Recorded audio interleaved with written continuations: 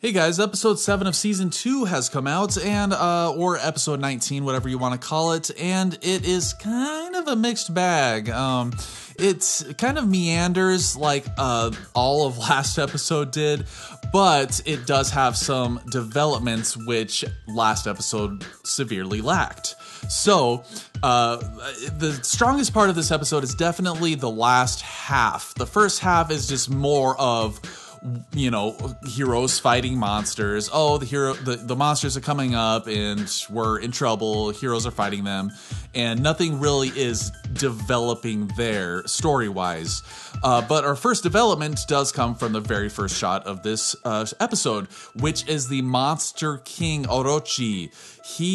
Now this guy is like has an air of mystery, and it's like, okay, this is the big bad, and maybe it's not. Maybe they'll kind of switch things up or have a little twist like toward the end where you think he's the bad guy, and then there's a twist where there's somebody behind him. But he's kind of coming off to me as like the queen alien of aliens, like creating monsters. As we see later, there's these monster cells that I believe are coming from him.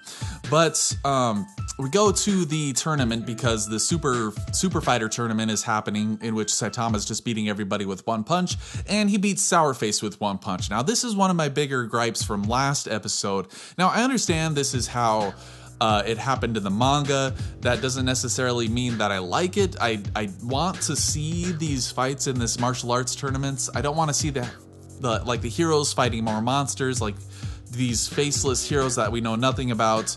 I want to see these cool martial arts guys that we have seen in the past, that we have had a little bit of screen time with. But it's whatever. It's not like a huge deal or anything. But Saitama beats Sourface. Now Sourface is somebody we have actually had screen time with, so I was hoping to actually see some of his skill, but no. Saitama just hilariously beats him in one punch. Isn't it just so funny how Saitama just beats everybody with one punch? I know that's what he does, but it's always played off as it's kind of starting to get old to me.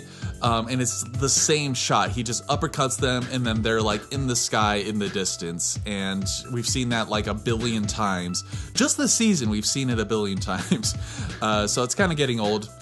But we go to Watchdog Plaza, where we think that Garo is going to actually confront Watchdog Man, but no, they are interrupted by yet more monsters. Now this one's actually kind of interesting because we actually have Child Emperor here who's controlling Dogman, and it's hilarious because Dogman gets poisoned, and that's how Child Emperor gets her venom to make an anti-venom, but Dogman doesn't really stand a chance against her. But so what he does is he jumps in between her cleavage and freaking pulls a Chaozu and self-destructs. Oh my god.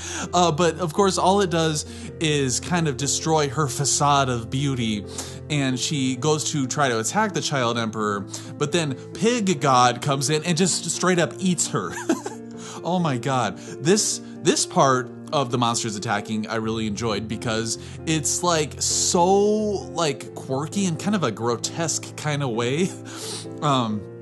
But up until this point, the episode has felt like kind of a preview for the next episode with how it's paced. It's just like, you know, cut, and you don't really have any time to really digest what's happening. So with that being said, I kind of felt like a lot of this was kind of pointless to show because that's kind of what we did last episode. So it's just more of last episode, and I almost feel like these two episodes could have been consolidated into one episode and just cut a bunch of it out.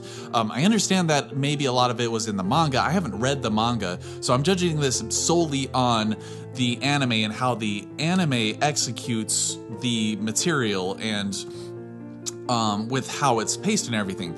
So we have Tronco or Saitama versus Chose going back to the martial arts tournament. He defeats him in one hit, of course. You know, Chose has this big buildup, like, I am like, you know, who cares? It's just more of, you know, we had a lot of that in season 1, and we're getting more of it in season 2. It's, I kind of want it to kind of evolve a little bit, but it's just like the same old thing. It's starting to get a little bit old, but Flashy Flash comes in with a giant octopus. Now, I kind of enjoyed this part because the giant octopus was kind of an interesting concept. But Flashy Flash isn't really gaining much ground on him because he's got these A-class heroes with him. They're not much help at all. And Flashy Flash is just like, I'm super cool. And his name is freaking cool. I love his name. But Tatsumaki comes in, Terrible Tornado, and she just ends him. Now, she is probably one of my favorite characters because she's got this like spunk, this attitude, and she's so powerful. She's possibly the most powerful hero. And it's always really cool seeing such like a small, it's kind of a shonen trope almost, where small characters are super, super, super powerful. And I love every time she's on screen. I like how she glows green. Green's my favorite color. So, she ends the octopus and leaves, and then Flashy Flash is giving her freaking attitude, and all the heroes are like, do not open up her wrath, man. You don't want any of that. So that was kind of funny, but for the most part, in terms of the humor of this episode, a lot of it just really fell flat. I don't know if I'm just in a grumpy mood or what. What do you guys think? So finally, some actual plot and development starts to happen. At the 12-minute mark, we get Atomic Samurai with his other samurai warriors, and one of the samurai warriors, Haragiri, says, hey, here's these monster cells. I took these monster cells and now I'm so powerful. And I'm thinking, holy crap, this is how Garo becomes a monster. And I'm not really sure if Garo would actually take these cells to become a monster, or if he wants to become a monster through his own power and through his own strength. Because the monsters invited him to be a part of the Monster Association and he turned them down. So I feel like he's wanting to just be a one-man show and become a monster through his own merits, as opposed to taking this outside thing that he didn't really earn, you know? But Haragiri gets his ass cut to pieces. This segment was executed really good. I love how he's like, I have my quick draw. Now, I love samurai stuff, so this might appeal to me a little bit more than most people. But he's like, nobody can beat my quick draw, and then boom, boom, boom, boom. Like, they just cut him to pieces. I love that part. So now we get to the highlights of the episode, which is Saitama versus Suiryu. And I'm thinking, oh shoot, man, did this guy take monster cells already? And then it's like, nah. I mean, he's really ingrained in the martial arts and everything like that. So I'm not sure if he would take that, but I guess that's yet to be seen. Do you guys think that he took the monster cells beforehand and that's how he's so strong? I mean, obviously this guy has a history of martial arts, so I'm thinking he probably did not. But he pretty much tells it how it is. He's like, hey, Saitama, you know, heroes are basically jokes.